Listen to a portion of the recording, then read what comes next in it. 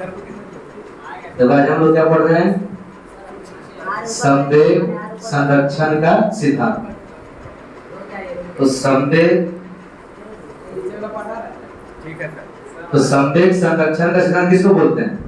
कि टक्कर से पहले जो संवेग होगा और टक्कर के बाद जो संवेग होगा, दोनों आपस में क्या होना चाहिए?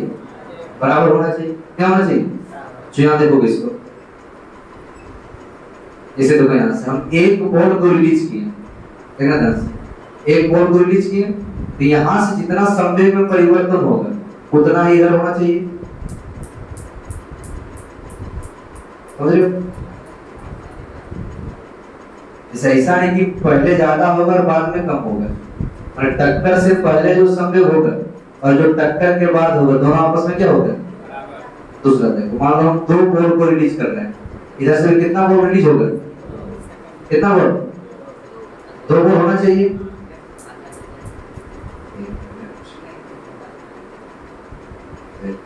और हमने इधर से कितना बॉल रिलीज किया? दो बॉल रिलीज करेंगे। कितना रिलीज हो रहा है? दो बॉल।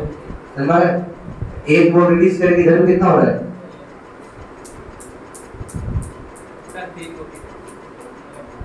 तो ये किस आधार पर चल रहा है? संवेग संरक्षण का सिद्धांत।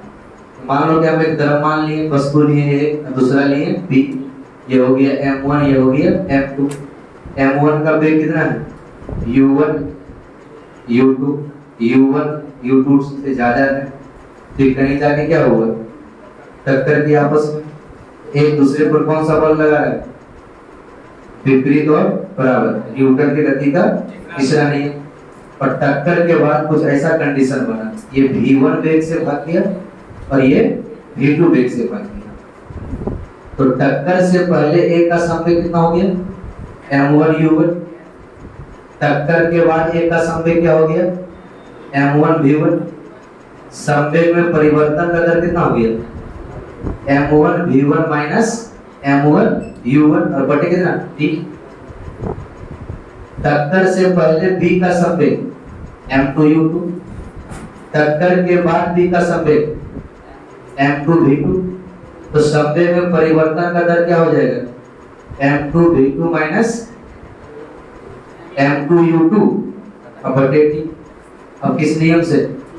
न्यूटन के तीसरा गति नियम से बढ़ा दिया, t और t कट गया, माइनस अंदर गया, तो फाइनली हमारे पास क्या आ गया? m1 u1 plus m2 u2 बराबर m1 v1 और प्लस m2 v2। हमारा यही में रहता है संवेग संरक्षण का सिद्धांत।